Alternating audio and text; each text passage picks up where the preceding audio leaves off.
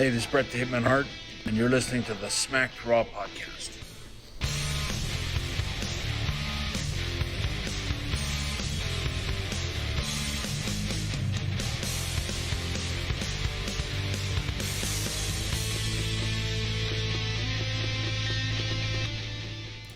Hey folks, welcome to the Smacked Raw podcast, the exclusive recap show for WrestlingNewsWorld.com, also found at youtube.com/Smacked Raw podcast, plus everywhere else that you can find podcasts.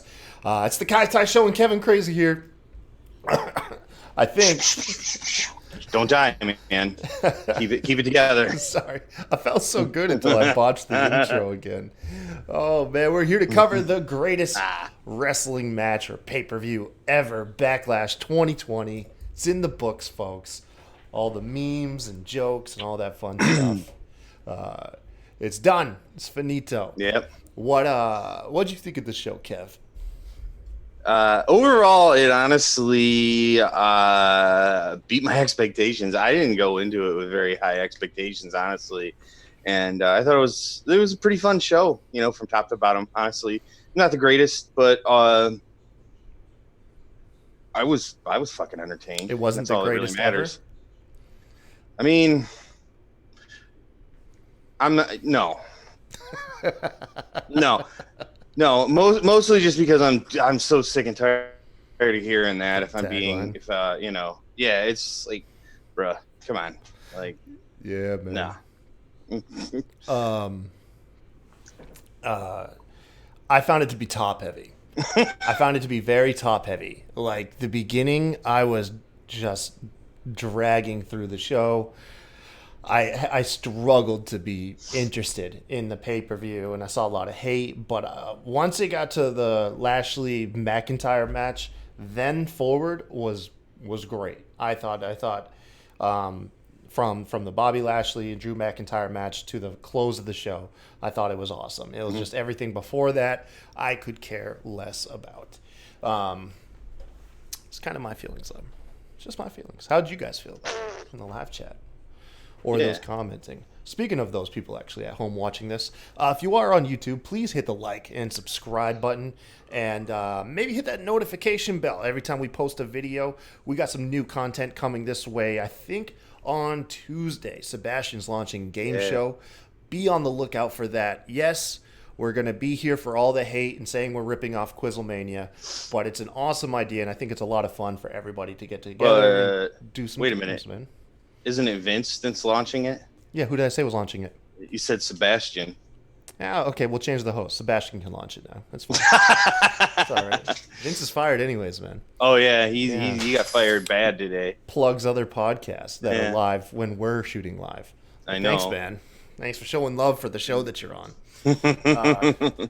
But yeah, tune in, like, subscribe, all that stuff will help us out. Also, other things that could help us out is if you go over to Belts by Dan, get you an authentic championship belt, handmade. Let them know the Smacked Raw podcast sent you. That's great. And then something that won't help us out, but will just help people in general, is if you tune in on July 11th on Fight TV, Synergy Pro Wrestling is back. Putting on a pay-per-view for the first responders. It's a charity event where all the proceeds are going to go to benefit the American Nurses Foundation. So Go ahead, watch wrestling for a good cause. I think it's only like $12. Yeah. I was originally going to ask Wrestling News World to, front the bill for us, but now after I saw how inexpensive it was, I was like, yeah, I might as well just buy it. I'm still going to ask him, though. I'm still going to ask him. I'm still going to ask him. Screw the first response. No, I'm just kidding. Like, come on, man. We're happy to announce that we raised some money for it, man. We raised, I think as of next week, because I have a couple more donors coming in who are going to remain nameless, but come next week, I think we'll have raised over $400. So we're proud of that, man. Ooh. Proud of that. Nice. Yeah, one donor. I'm not going to name who, but one donor dropped a whopping $200. No shit. Yeah. Over on Facebook, they dropped $200 when I put it out there. I was shell shocked. I was like, I can't believe it, but it was great, man. It was really great. Well, shout out to whoever that was. Yeah. I mean, I'm not trying to tell you to say. I'm just saying, like, that's awesome. If you follow me or like me on Facebook, it won't be hard to find out who did it. I'll just say that. Okay, but yeah. Let's get into Backlash here. Let me see. Do I have my notes? Do I have my notes? Yeah, I do. I got my notes. Kickoff show. We had one match on the kickoff show, and it was Apollo Crews defending his championship belt against Andrade. You had, of course, Zelina Vega and Angel Garza out there. Kevin Owens came out to even the odds. He was on commentary. Yep. And it actually did come down to Kevin Owens' presence. Apollo retained after Kevin Owens prevented Garza from distracting the ref, allowing Apollo to hit that back body drop powerbomb thing. Picks up the win, keeps his U.S. belt. It was an okay match. It was actually a pretty good pre-show match. I was just gonna say, for a pre-show, man, that was a banger of a match. I thought. I love that finisher that Cruz You're a fan of has it. going on. Yeah, I love that. I think it looks nasty. Yeah. I like it a lot. You know. I have mixed feelings. I think on the smaller guys, I think it looks good. But then you can see them sometimes struggle once they get a little bit bigger, and not quite as into it. But I mean, it's just minor nitpicking. No. You're totally right. It looks best when it's a smaller dude. Like when he did it to Andrade tonight, it looked really good. I thought. Yeah, no, it was really good, and it's also the same way that he's beaten Andrade. That's right. Several times now. Several times he's got Andrade with that. So I have it written down here. I think I have something. Yes. Who do you want to see challenge Apollo next? Not who do you think, but who would you like to see in there with Apollo? I mean, the obvious choice, I think, is Kevin Owens is going to, at some point, be there. But I don't know that I want that quite yet, because I like the fact that they're kind of chilling together or whatever. I don't know. I feel like maybe somebody that we don't even expect. I don't know. Trying to think of somebody like on Raw that would really benefit from something like maybe like an Aleister Black, somebody like that. You know, Aleister Black and Apollo Crews would have great matches. I bet. Yeah. Excuse me. God bless you. Thank you. I appreciate that. I don't know who I'd want to face Apollo Crews. Probably just anybody in that that body type, that powerful cruiserweight. You see you could see Murphy, Buddy Murphy get in there going after it. Part of that stable, so that would make sense. And I think it'd be Austin Theory, hell of a match. Austin Theory probably produce. It'd be good. Although I think he's on NXT or 205 Live. I don't even know the state of 205 Live anymore. But no, I don't either. Tony Nese. I bet Tony Nese would have some pretty cool chemistry in there. Yeah. Agreed. But make sure you guys in the chat, what do you guys think, man? Who should be next, or who would you want to see next face Apollo Crews for that U.S. title? But let's be honest, it's probably just going to keep being Andrade until SummerSlam. It's probably just never going to end with Andrade. Yeah. Or it'll just go back and forth between him and Angel Garza, That's true. Yeah. Garza will get his chance at it since it was Andrade who kind of stole the victory, pinning his own buddy. Right. Speaking of stealing victories, Sasha Banks stole the victory in their tag team triple threat match. By I think she rolled up Bliss after Alexa hit the Twisted Bliss on, I believe, Peyton Royce. Yep. It was a pretty cool match. I wish all the triple threat tag matches worked under those triple threat rules, where it's 3 competitors in the ring simultaneously instead of one team hanging out on the corner. Because if you think about it, with that second version where it's one team having to wait to get in, why would you ever tag yourself in? You'd just hop off the corner and let the other 2 teams beat the hell out of each other, and then eventually force yourself into the match and clean up the scraps. It doesn't make sense. Right. But no, I totally agree. I've never understood why they haven't done triple threat tag matches like that, honestly. Yeah. Now, I think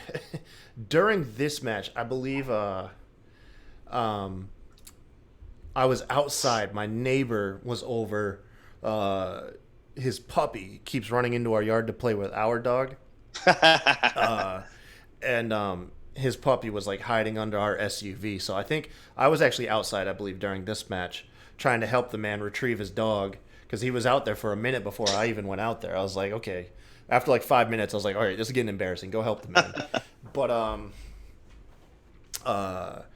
was there anything really notable in the match? Because I came in just for like the finish, essentially. I mean, not really. Not really anything too crazy. I mean, it looked like everybody about got their finishers off, before the end of the match. What else? The double thing that the Iconics do. I can't remember what the hell they It's called essentially it. the Magic Killer. They stole kinda, the Magic Killer from the Yes. Brothers. Yeah. There you go. Was there Yeah, any like, there was dissension that. teased? How was Alexa Bliss and not Alexa Bliss, excuse me, Bailey and Sasha? Were they on the same page tonight? Oh yeah, did you see the promo that Bailey cut right before the match started? I couldn't hear it. Oh my god, it was fire. Well, it started off as it was right before they came out of to the ring before the match started, and I want to say it was Charlie Caruso, but I don't remember for sure. Yeah. But she that's what she was asking him, was like, hey, is there going to be dissension? We kind of felt that the last time we saw you guys, well, not the last time, but being that Bailey has 2 belts and all that, does that and you've never won the SmackDown Women's Champion, Sasha, how do you? And she's like, no, we're together, we're the best. And Bailey really puts her over, and then Sasha leaves, her music comes on to do the entrance, and then Bailey's like, no, she's my best friend, we're the best women's tag team in the whole division and all of wrestling right now, blah blah blah blah. I mean, it was just really cool. It fired me up, Okay, that's good. So that was really good, I thought. Yeah, it's a slow burn. I think a lot of people are wanting them to hold the breakup off for a live crowd. Like that's one, they want that angle in front of a live crowd, so they're gonna try and slow burn it as long as they can, I think. Oh, I agree. I mean, because there's all sorts of seeds planted, for that to happen sooner or later. It's going to happen sometime. Right. We had Jeff Hardy had his match against Sheamus. And I think what was I doing? I think my neighbor came back over for a bit. But this one, I missed like half of this match too. The first half of the show, maybe it wasn't that the first half was bad, but the first half, I just had a hard time being able to sit down and watch it, like engrossingly. Maybe I'm just completely off. But from what I saw, Jeff Hardy and Sheamus just had like a straight up like match, and it was a hard fought one. Jeff got his ass beat in a lot of it. Ultimately Sheamus beat him. Was there any like did he beat him like clean, or was there any like shortcuts that he took during this match? No, he beat him. He beat him clean. He totally beat him clean. That's what I thought. It was what was Hardy gave him the Swanton bomb after and he got his foot on the ropes. That's exactly. Yeah. Yeah, and that's when I believe Sheamus hit him with a brogue kick and something else. 1, 2, 3 in the center of the ring, and then that was it. That was it. Yeah. Okay, that's kind of what I figured, man. So what does that mean for this feud? I mean, I can't imagine that it's quite over with yet. Especially with the way that like Jeff Hardy was looking in the ring, after the match. I mean, he looked like he was really defeated and would need to avenge that loss. You know what I'm saying? Yeah. So, and of course, Sheamus, the best, whatever. We'll see. I mean, I wouldn't mind, a different kind of match, maybe. You know what I'm saying? Instead of just a straight up match like that. Maybe, Extreme Rules is coming up. Maybe we'll get an Extreme Rules match with him or something along those lines. Yeah, I can't see Jeff just ultimately losing the feud this early. No. Plus, we haven't had any indication of, because obviously Sheamus is the too obvious choice of the driver, so I believe it's not Sheamus. Right. WWE Blowout over on our Twitch channel says it was a good show, and that he heard they're supposed to bring in Sami Zayn as the mystery driver, which would make sense. Red hair, red beard. They both went after. This was during the Intercontinental Championship tournament. Mm-hmm. That makes a lot of sense. That does make a lot of sense. I'll tell you who I wanted it to be. Who I really wanted it to be was the Eric Rowan body double. How he attempted to run over Roman Reigns. That would have been funny. He just comes in. He comes in to frame people. That's his gimmick. Is he frames people? I'm 100% about that. That's hilarious. Oh man, yeah, dude. Bring back Eric Rowan's body double, man. Bring that guy back. Yes, please. Yeah. Every week, want him there. Oh man. Backstage, Miz and Morrison have it relayed to them that during the kickoff show, it was announced that in their handicap match, it's not going to be co-champions. If either of them get the pinfall, they will be the sole Universal Champion. And then Otis chimes in with his briefcase, lets him know he's still there. Says I might cash in tonight if you guys win. So there was that. It was all right. Yep. It was okay. Asuka though, damn this match. Asuka's first title defense, man. It's her first title defense.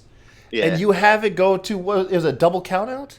Yeah, I was disappointed in that. Cuz it was a decent match too, like up to that point. I felt like, and it was just no. I'll say Asuka and Nia Jax have surprisingly good chemistry. Like opposite of Kairi Sane and Nia Jax. Yeah. But yeah, you know what upsets me the most? More than this is Asuka's first title defense ever since she was gifted the belt. You wanted her to win it because she did not win it initially. Although I guess you could consider it a win because it was a Money in the Bank match. She earned it, but she didn't win a title match. What upsets me more than that? What upsets me more than it's a shit finish for a pay-per-view. Yep. Is that the feud has to continue. We still got to see Nia Jax in the title picture, man. Mm-hmm. Oh, man, I'd rather have Charlotte, man. I'd rather have Charlotte in there and lose, not win. What about Shayna Baszler? Shayna Baszler. Yeah. Where the hell did she go? She just dropped off a cliff.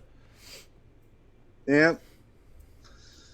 But yeah. I think this Shayna Baszler and Asuka could put on a hell of a match. I bet they could, too. I bet they could.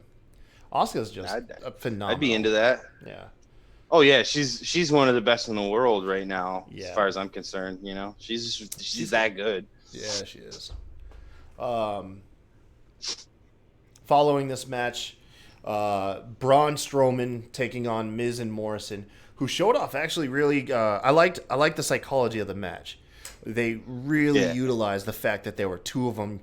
The moment Strowman looked like he might get some offense in, they were rolling out the ring, tagging each other in, constantly hitting double team moves. They were just sticking and moving against Strowman instead of kind of just going at him head on. Like they really looked like they did not want any piece of him, and they would just keep clipping him from his blind side. So I really, really enjoyed that. However, the poor finish, man. It got to Miz. The Miz hits the skull-crushing finale. Morrison's the legal man. However, Morrison's about to pick up the victory for him and Miz. Miz can't contain himself. He pulled Morrison off. Yeah. And then, of course, this was the opening. Braun Strowman chokeslams the Miz.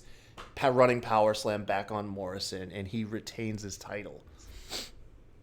Let me see. Mm-hmm. Says Blowout says all three are working very well together. Did you see that kick moment? Almost kicked the shit out of John Morrison in the chest. You know what he's talking about? I don't think so. Find a gift, man. Find a gift for me. No, but I mean, like, what I liked about this match is that, like, I feel like it kind of harkens back to like the circus days when they'd have like stupid like handicap matches like this with dudes that are attractions, like Braun Strowman. So like, it's to me, it's about just the pomp and circumstance of doing something really fucking ridiculous, and like I can appreciate that. You know what I mean? It's just Oh yeah. you know. Yeah, absolutely. So if there was anything I would have changed about this, um, I would have liked a tease from the Fiend, or Ooh, that would have been cool. Yeah, or an yeah. announcement for Braun Something like Strowman's that. next match. Give me something to Yeah. want to tune in to SmackDown for. Yeah. Because all you really got out of this match to tune into SmackDown is, do you think, Miz and Morrison, are they going to break up now? Essentially. Yeah. That's true. That's true. And who knows? Yeah. But I like the stipulation that they put on Miz and Morrison too. That whoever, if they won, whoever actually got the pinfall, was going to be the. I knew when they announced that that's what their downfall was going to be. I Yeah. knew that's what that meant. And I was like, Oh, okay. me too. But like, I was like, that makes. I mean, I thought it made sense. Kayfabe wise, really. You can't do a free I was word into that, rule even with, if they, with a world title, man. Yeah. I mean, I thought it made sense, even if they totally telegraphed the ending. You know what I mean? Like, I thought it was a cool way to justify a handicap match as a world title match. Yeah. Yeah, because the last time we saw the handicap match, I mean, really was actually just a couple months ago when Sami Zayn pinned Strowman in the 3-on-1 handicap match, and he won. Yeah. But then there was also that time back in the day, the Brothers of Destruction, Undertaker and Kane, simultaneously pinned Stone Cold to be co-champions way back in the day, which I think. Well, they did. Sorry, go ahead. No, go ahead. Well, if I remember correctly, one of the 24/7 champs was the B team for a minute. Like, they were co-champions. Oh yeah. Like, that's like for like a week or something stupid like that. So, They probably had it for all of 10 minutes. yeah, probably even less than a week. You're right. I think it's hilarious. If you look at my notes, you can tell what I'm into, because like literally everything up to this point is like 1 to 2 sentences from my notes. And then the last 3 segments, I have like a paragraph worth of notes for each segment. Well, you're trying to save a dog too, So yeah, like I said, up until this time, I had a hard time watching the show, man. I had a hard time. Lashley and Drew McIntyre really turned out. Drew really proves, and it's, you often hear this with smaller guys, more agile guys, that they can have great matches with almost everybody. Drew is like that, but he's a big guy. Yeah. And he can have great matches with everyone. Mm-hmm. Him and Lashley turned out an awesome match, in my opinion. Absolutely. Yeah, man, I loved it. And this is, I think, now I'll be the first to admit, my memory is absolute garbage. Like, don't ever call on me to remember something. I have to write everything down. But this, to me, was my favorite Bobby Lashley match since returning to WWE. Like, by all means, I think so. Yeah, I would tend to agree with that. I mean, I think he had a couple cool matches with like Braun Strowman, but this was way better than anything that he did. I think in the last couple years. You know what I mean? Like, yeah, absolutely. Lashley is taking this match 100% serious. He's being a badass in it. He jumps he jumps Drew before the match, puts him in the full Nelson before they even begin, and then once they finally by get the way, start. Yeah. The only wrestler in history that makes the fucking full Nelson look like it hurts to me. Like, I think that the full Nelson is just kind of a dumb move to like a hold, to like let somebody else beat the shit out of him. Yeah. But like Bobby Lashley makes that shit look painful, man. Like the Master Lock, man. Chris Masters was a dingus too, bro. But Lashley stayed on his ass. Like, he beat Drew McIntyre like bad Oh, yeah. throughout the match, running into the post, just beating him up outside. MVP was on form. I love this duo of MVP and Bobby Lashley. I think these guys have incredible chemistry. They're no nonsense. I think that's like one of my favorite things is MVP isn't like this comical heel that is goofy. Like, no, the guy is laser beam focus on his purpose and on what he's trying to accomplish, and he's trying to block out the noise. And I adore that, man. I absolutely adore that. Yeah. Well, I think it fits Bobby Lashley perfectly with the kind of character that he is, you know? Yeah. Like the statuesque, like big badass guy, and then he has like his business partner. You know what I mean? That's what it feels like to me. Yeah, no, I love this pairing of them. Yeah. Ultimately, during this match, man, Drew obviously gets his way back into the match, but I mean, it's still Lashley like 70-30, Bobby Lashley, because of that opening attack. Lana ends up coming out, man. Lana. And she comes out and she's distracting the ref, saying the ref cheated. This was the weirdest thing. She was like, "You cheated." Like, talking to the ref. It was dumb as hell. Lashley almost inadvertently hits Lana off the ring apron into MVP. Yeah. This allows Drew McIntyre to hit the Glasgow Kiss, and then, of course, the Claymore, and Drew retains his belt. I think the shining light in all of this, the shining light, is tomorrow night on Raw. Lashley is going to dump Lana publicly, trash that chick, throw her out the front door, like have her carried off. I don't care, man. Get Lana away from Lashley and let it finally be done, man. Yeah, no, that's what I was gonna say about the spot as well, because it was stupid. It like, I mean, I didn't necessarily have a problem with like Lana coming out there because that made sense, but like what, like at least like the ref cheated. What the fuck was she talking about? It was so surreal. I don't know, man. Yeah, I think the only thing that was about was to just be like, yeah, Bobby Lashley and Lana are done, like you were saying, and thank God. But like they could have done it in a much better way, you know? Yeah, because Bobby Lashley and MVP, they walked off while Lana was still on her ass, and you saw Lashley like walk up, look down at her, and he was like, "Nah," and he just left Lana out there, man. And God, I'm gonna celebrate so hard. Yep. But the thing is Lana just signed a contract behind the scenes for like 3 or 4 more years. So we're by no means are we done with her. Just wonder what the hell they're going to do with her now that Rusev's gone. They're going to, like, she's going to fucking be chilling at catering or something. Well, at least she won't be Bobby Lashley's wife anymore anyway. So there's that. In the chat, they say he's a military man, just like at the unknown WWE superstar, the Blowout Man. Bobby Lashley, of course, who he's referring to. Yeah. Well, no, I've always said he looks like, with his physique and shit, he looks like a fucking real life like G.I. Joe. You know, like he's superhero. He's like a Marvel superhero. Oh yeah, he's a beast. He is a beast. Yeah. And speaking of Marvel superheroes, we got the WWE version of the Avengers. Dude, I gotta ask you because I feel like people are gonna be divided on this. You're with me, right? This whole Viking Prophets, ninjas, sea monster segment was awesome, right? Well, I was a little on the fence about it at first, honestly, because like I'm not exactly into like the matches that are these cinematic things like this, you know. But like this wasn't a match. This was just like, holy shit, this is bonkers and all sorts of crazy shit happened, you know. So yeah, I was down for this. This was awesome. But like, typically speaking, I'm not really into that stuff, you know. Yeah.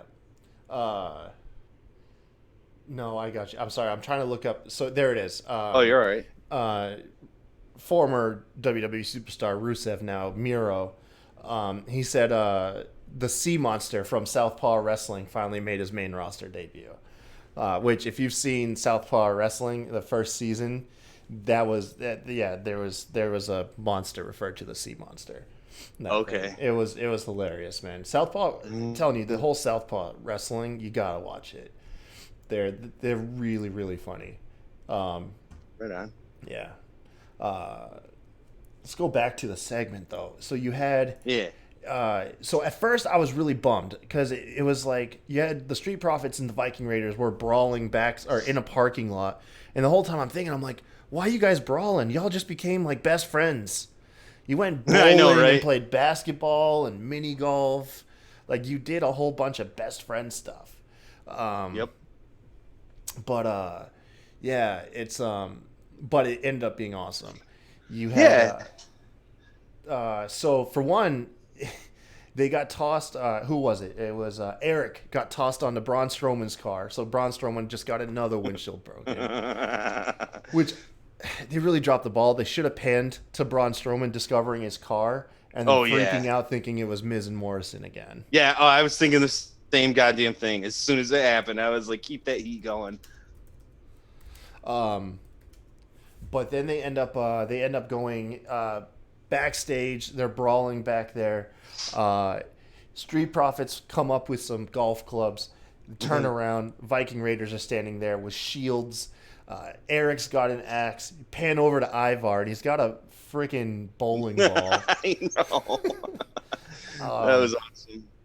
They brawl into like a hallway area, and they're chased. The Street Profits are chased into a hallway area, and then they agree to everyone just lay down your weapons. This is supposed to be wrestling. You literally have an axe. You could murder everyone here. This is escalating too quickly. So they put the weapons down. They brawl. You end up finding Montez Ford laid out at the end of the hallway, and it cuts over to Ivar, who has a flashback of his bowling highlights. He picks up the bowling ball. Yeah. He bowls a strike between Montez Ford's legs, which, by the way, if you hop on Twitter, Bianca Belair tore that apart, man. She wants to kill Ivar now for doing that to her, man. Really? Oh, it's hilarious, bro. Go check out Bianca Belair's Twitter. She is all over Ivar now. Good. Yeah. They go outside, they go outside, and Ivar is it Ivar or who was it that was speared? Yeah, it was Ivar. Oh, Ivar got speared through a glass door by Dawkins, and they're laid out. They're mumbling, anything you can do, I can do better. Just continuing this feud to just be the best comedy tag team at this point. Yeah, basically. Yeah. And then this just turns from like a surreal segment to even, whoa, hold on. Camera just kind of. I was like, your camera what just happened? switched, Okay, bud. so for those on YouTube, I definitely just swapped over to my wrong camera. And let's fix that really quick. I can fix that. Sorry to anybody just listening in. It's terrible. This is unprofessional. Here we go. Ready? Boom. Fixed. Okay. There you go. Yeah. So it turns the corner and it just goes straight out crazy. They agree to take the fight to the parking lot, so they all just kind of walk together gingerly to a parking lot because they're plenty beat up by this point. And then Tozawa, they're flanked by like 10 motorcycles, right? Crotch rockets. Yep. And one of the riders comes off, reveals himself to be Tozawa, and in closed captioning, in Japanese, he says, "Anything you guys can do, I can do better." And then we get the formation of the Viking Prophets. That was so good. Cheesy Avengers video effects. At one point, Ivar just sticks his hand out like Thor, and a turkey leg flies into his hand. Yes. So, it's confirmed Ivar has superpowers. Yep. He's using the Force. He's a goddamn Jedi. They agree they have to team up because they're ninjas. They literally call them ninjas. Yeah. Tozawa's group. They end up brawling with all of them. It was funny, man. Yeah. Did you notice the giant guy looked like that? Looked kind of like Shaq. That appears. I guess that is a PC recruit. His name is I'm gonna butcher this name. Jordan Omogbehen. He's 7'3", man. I was gonna say he's a big guy. He's a giant of a man. Yeah. He appears with a sword. All the Viking prophets all retreat on top of the trailers. They actually start brawling, and then they all throw each other off into a dumpster. Ivar's the last one standing, and he calls out Air Ivar. I know. Swanton bomb. It was just ridiculous. And just when you think it's over, they literally had a sea monster in the dumpster with the rubber tentacles coming out and everything. This was just absurd. It is. Yeah.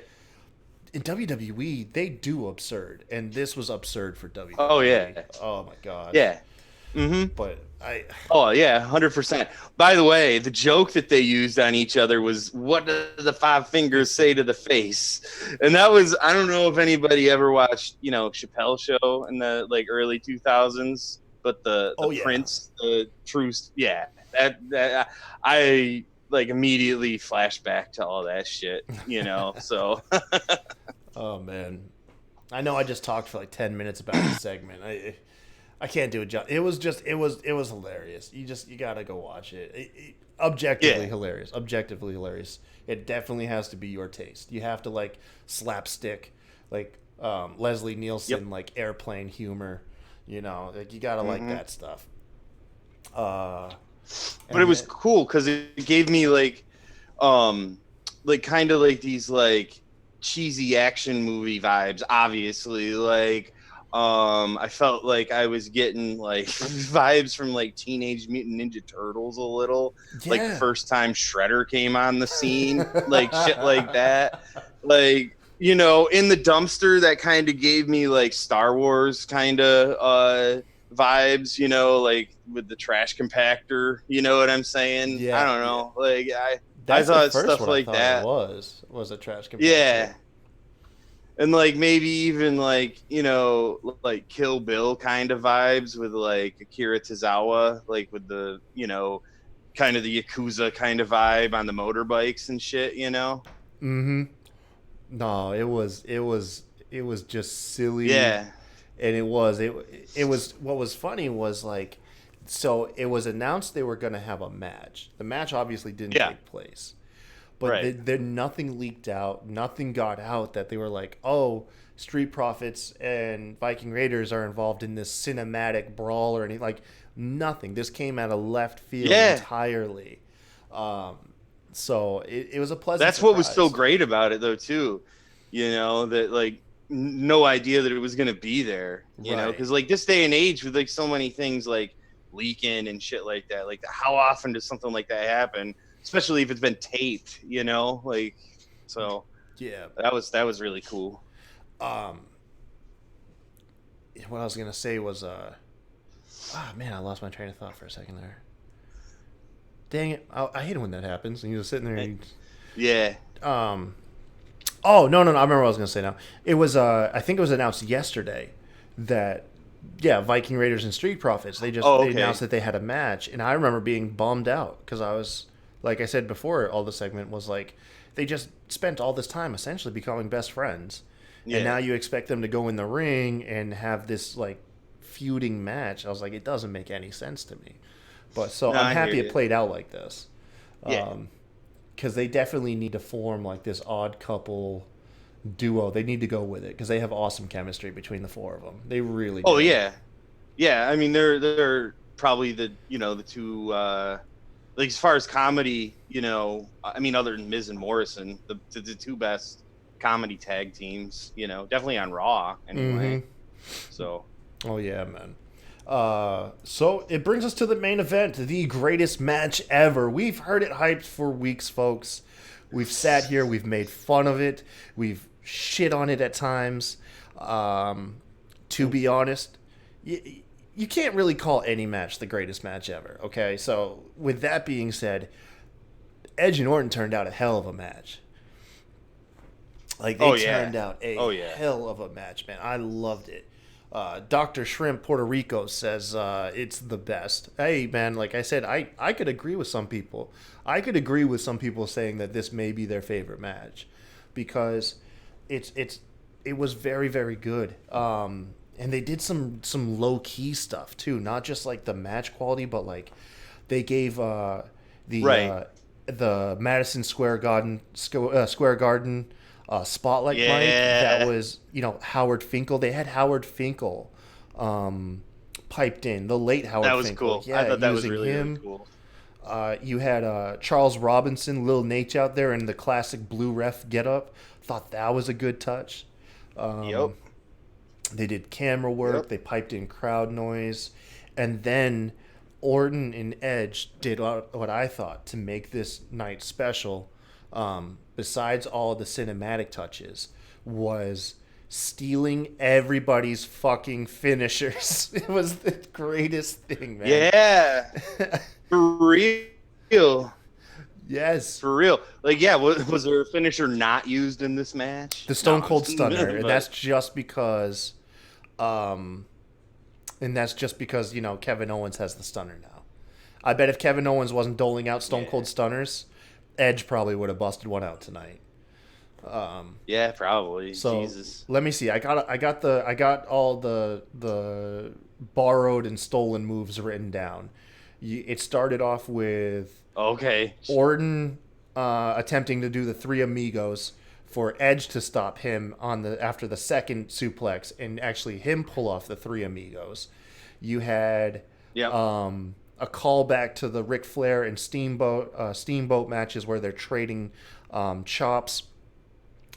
You had the angle slam performed by Orton. Also, Orton hits a pedigree. Edge with a rock bottom. When's the last time we saw a rock bottom? Jesus. So those were a lot of the stolen moves. Yep. You had some brutal spots like Orton. Edge was laid out on the commentary table, and Orton pick it up, man. Orton whispering in his ear, like, "I'm gonna fucking kill you." Like, I was like, Yeah. "Oh my god, dude, it's so brutal." Right? Oh man, they did pipe in audience noise. Dr. Shrimp Puerto Rico asks, and I thought that was a nice touch personally. I think it's super cheesy when you actually have an arena of 10,000 people and you're faking the audience noise.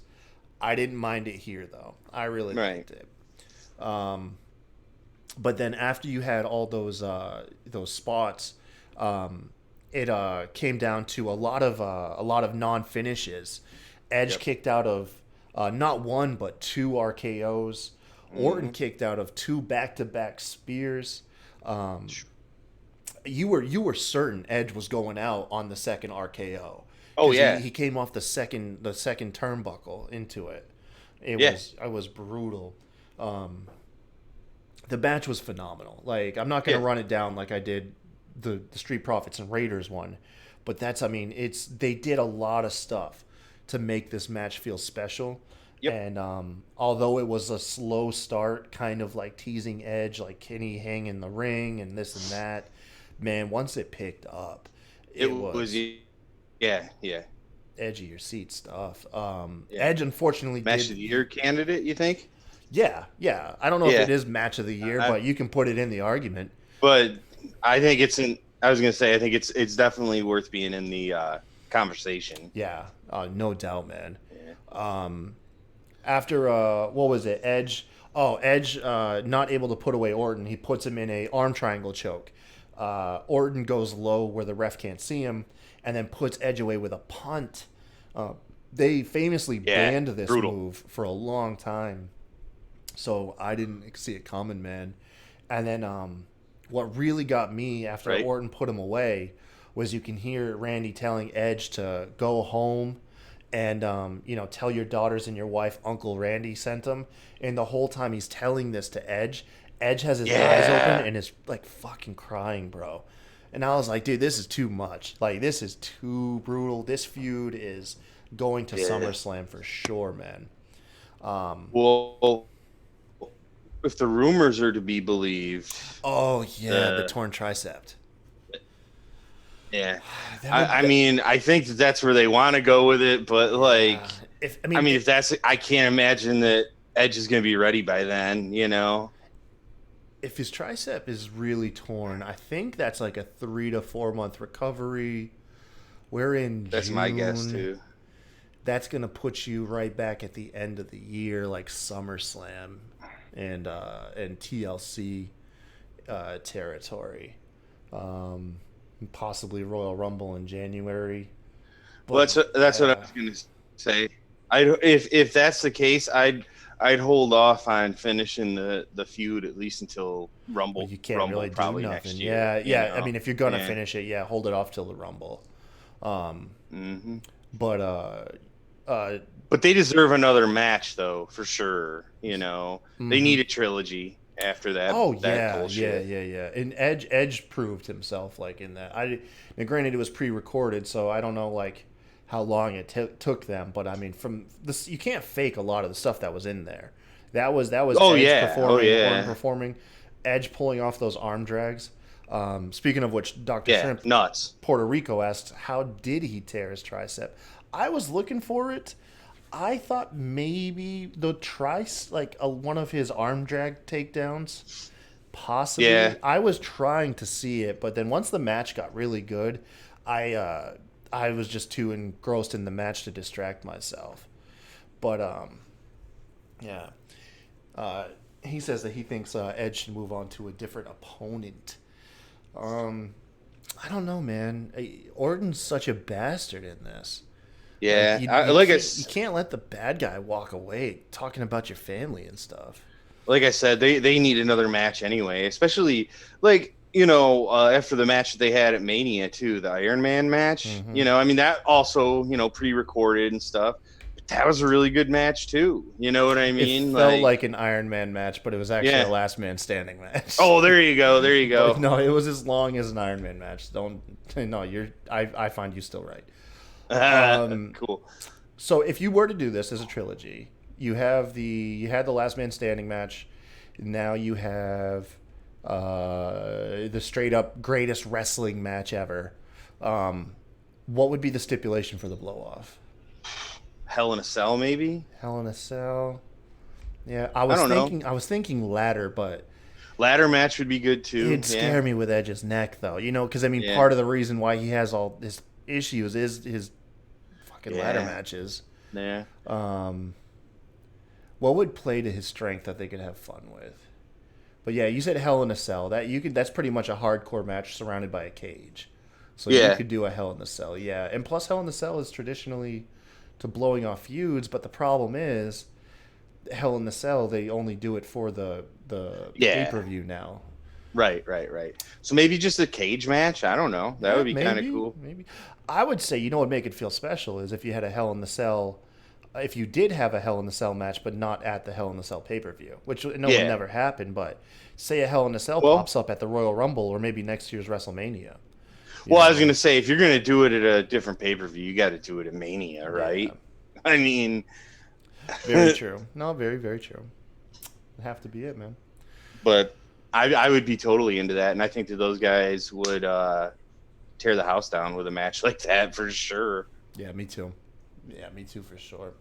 But yeah, that was the show. It was good. Of course, they couldn't... Before they signed off, Michael Cole had to pipe in, literally as they were fading to black, pulling up The Undertaker's special.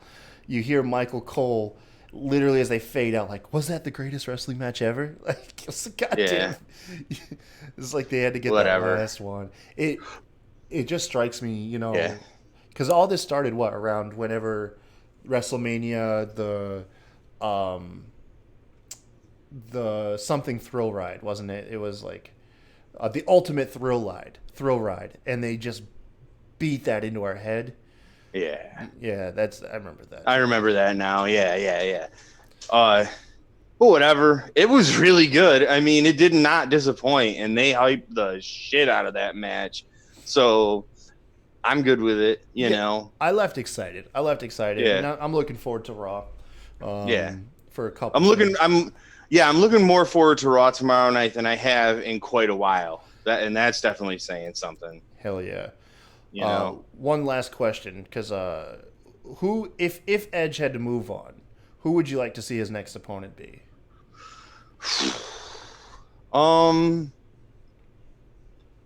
Jeez, I don't know. Excuse me. Like, You know, it might maybe move him to like SmackDown. AJ Styles would be kind of Oh, I cool, I like think. that. Yeah, AJ'd be good. Yeah.